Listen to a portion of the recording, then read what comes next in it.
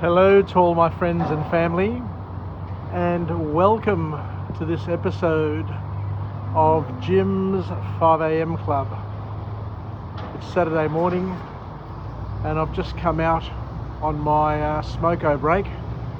I'm working today, and what I'd like to do is just take a little bit of time and deliver one more vlog to add to my 1509. So this one here will be 1510, and like I normally do, it's just going to be yet another book summary. So I've gone through quite a few books, as you can probably understand, and it's something that I really enjoy, and I've made it my space. I've made this a legacy that I'll be able to pass on to future generations, and who knows how relevant the messages are that I'll be delivering today, how relevant they'll be for future generations. But just like a lot of the material that we learn, a lot of the wisdom, a lot of the knowledge that has been accumulated over time, it's pretty well time tested and relevant for whenever or whichever generation happens to be. So the book that I'm going to go through today is a book entitled Doesn't Hurt to Ask. Doesn't Hurt to Ask, by an author named Trey Gowdy. Trey Gowdy has put together this book where they have gone into a deep thinking time and basically expressed their innermost feelings,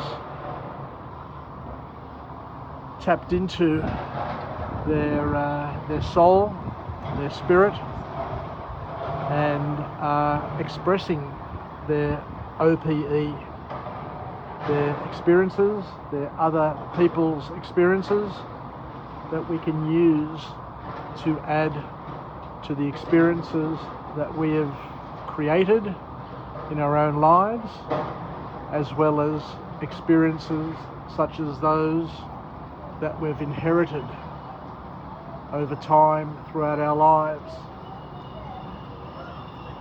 So the first key point that this author makes is where they say that you basically own every declarative comment that comes out of your mouth, but with questions you have an out, because questions are perhaps the first and foremost and safest route in the art of persuasion. So what the author here is getting at is that they're saying, where the author is basically saying that everything you say in life is something that you own, but you can relieve yourself of the burden of what you're saying by using questions in order to interrogate the world around you. And going back in time, going back 2,400, 2,500 years, the ancient Greek philosophers understood very, very well that in terms of the art of rhetoric, one of the key elements and one of the key skills is to be able to gain ground, to persuade other people, to call them to action by just using questioning. And Socrates, the ancient Greek philosopher, is renowned for this style of argument, and it's often called the Socratic method, where you simply ask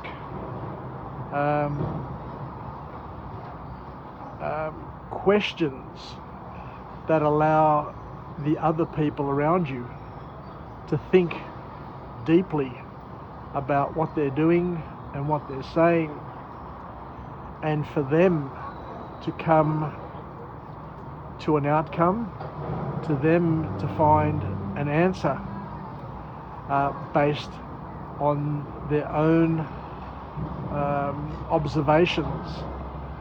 Because what you're doing is you're corralling them, you're shaping them, you're guiding them to find their own answers which align with your particular view of the world and what you may consider to be your truth.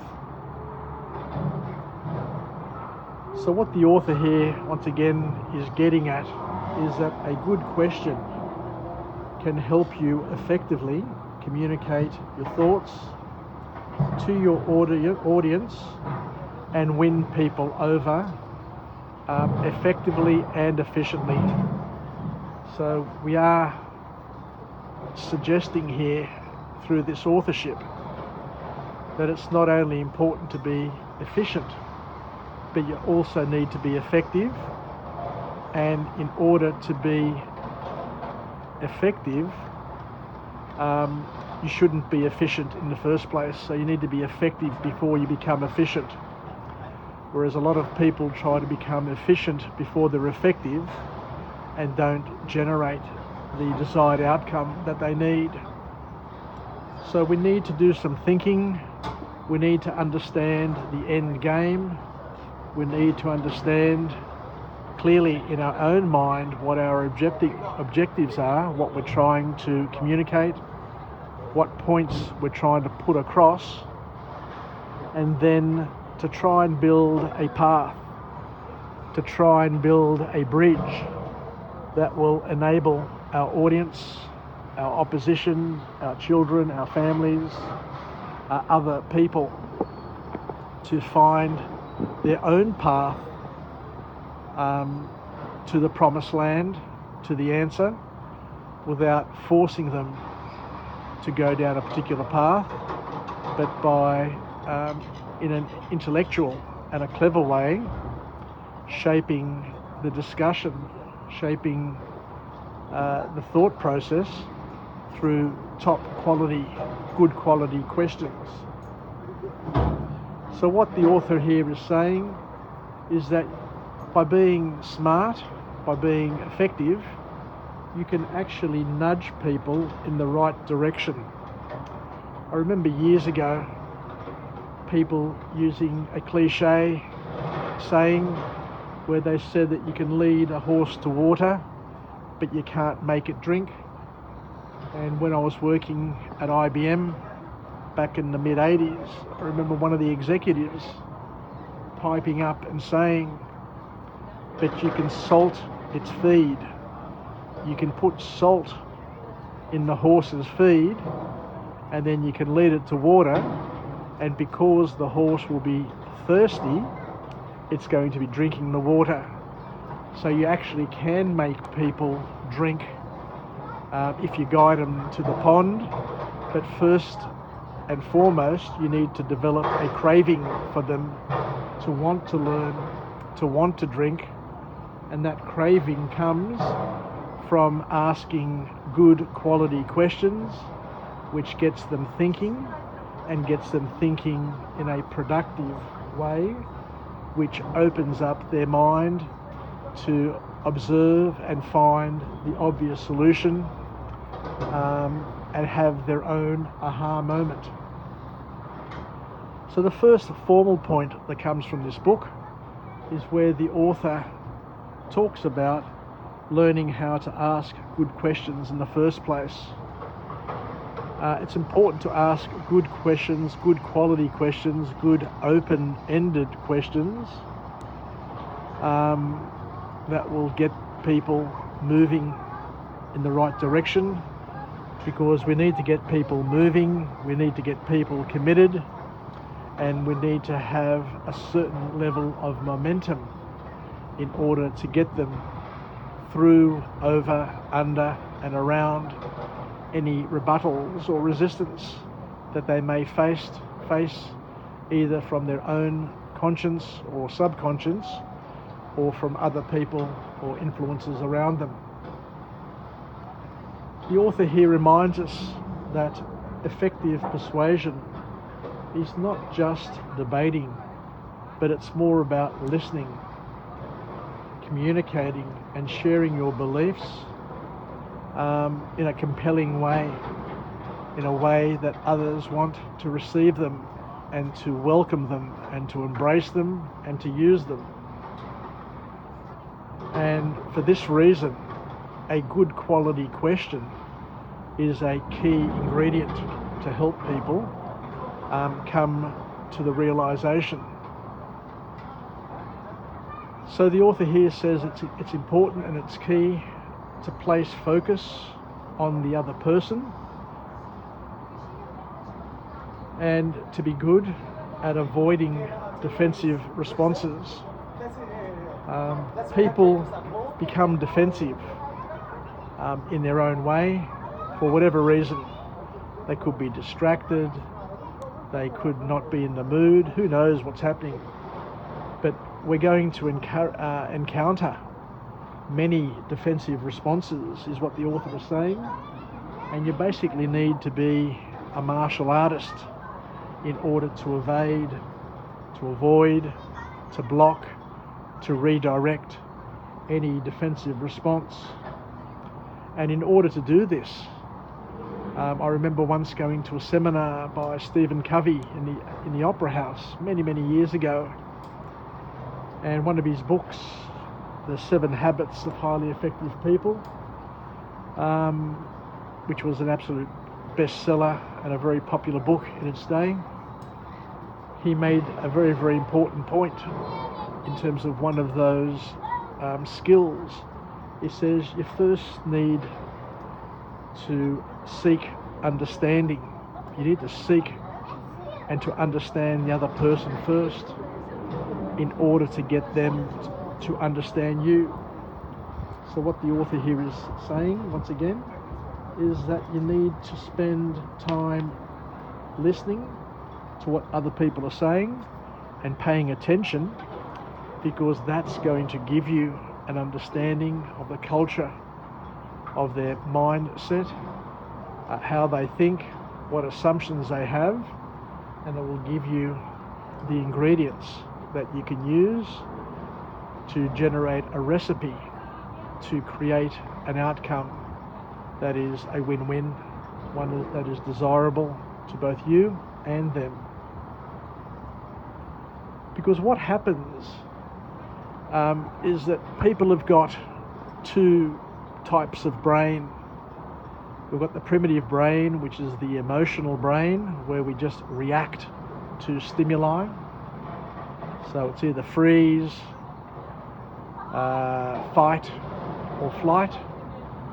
And we've got our more advanced brain, which is the thinking brain, which allows us to think rationally and to go through the options and to identify and to assess the first, second and third level consequences in order to make the right choices.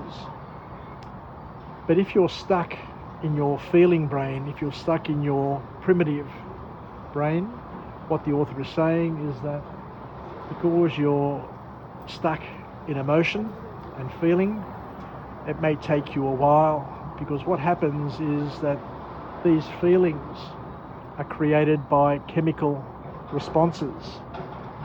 So you may have adrenaline, you may have other chemicals surging through your body, which block off your ability to think rationally, and all you do is go to your instinctive, animalistic behaviours of fight, flight, or freeze, where you can't think rationally, you can't think accurately, you can't think resourcefully, and it will cause you issues and potential grief until you gain composure again and are able to access, as we mentioned before, your higher level brain, your thinking brain, your rational soul. So what the author here is saying is that you can help people in the process.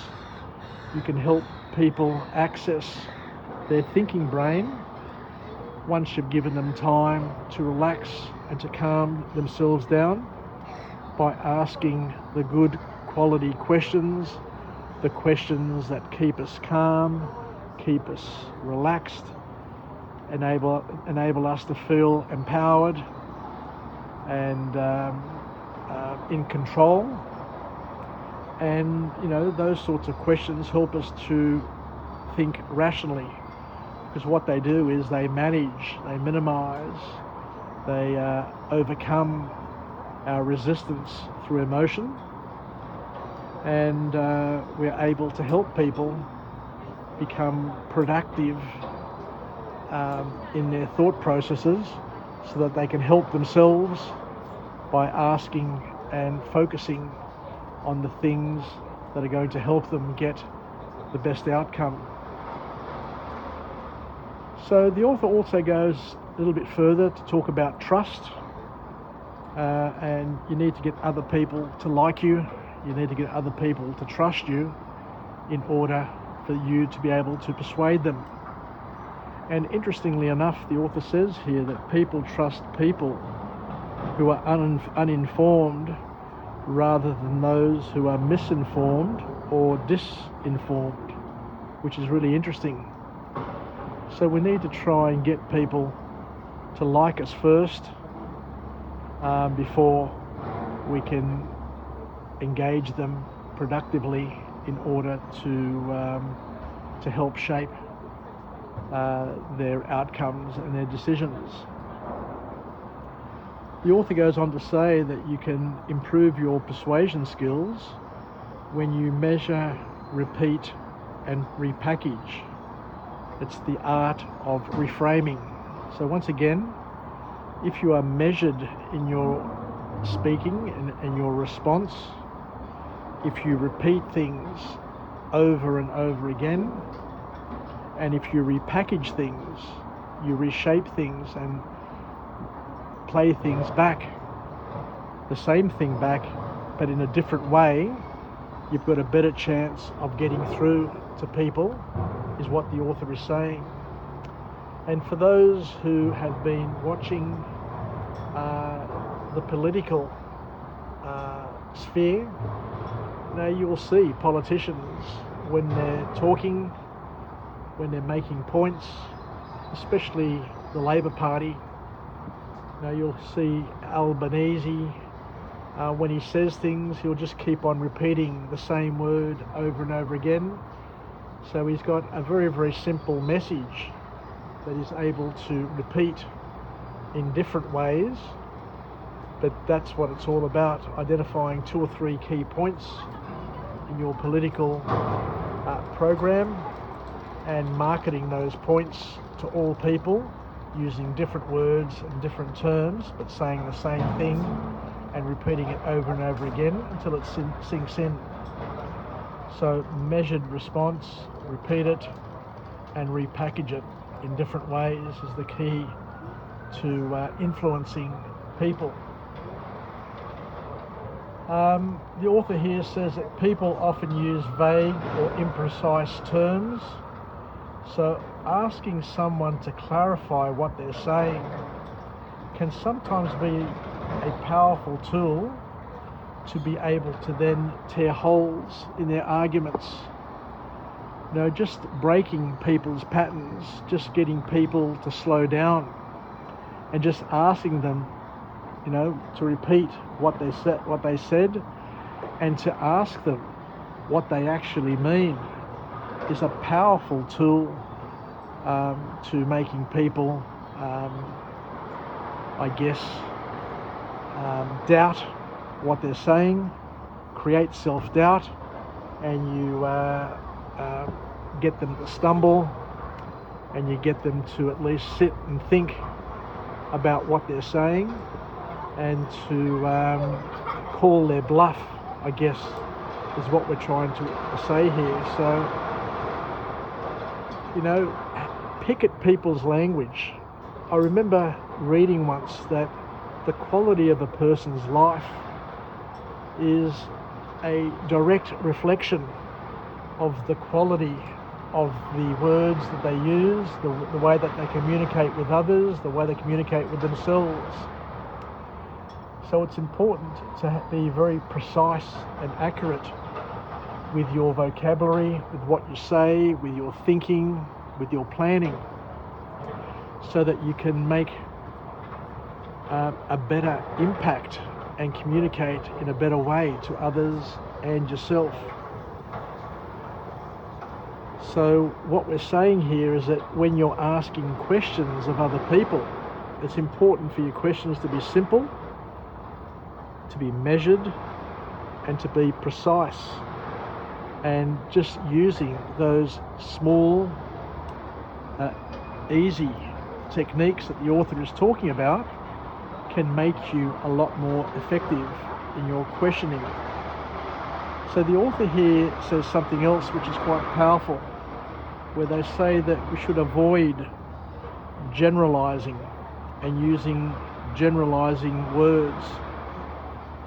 Words such as everyone, never, always, because these words lead to easy rebuttals. So whenever anybody says everyone, never, always, all you have to do is just repeat back to them the word, the generalized word that they used, and that in itself is a rebuttal, where you say to somebody, everyone, never, always. So just return serve to people when they're using generalized words, and you will gain a significant amount of power in your persuasion skills, is what the author is saying. We need to use repetition. We need to use repetition to drive the point home, is what the author is saying.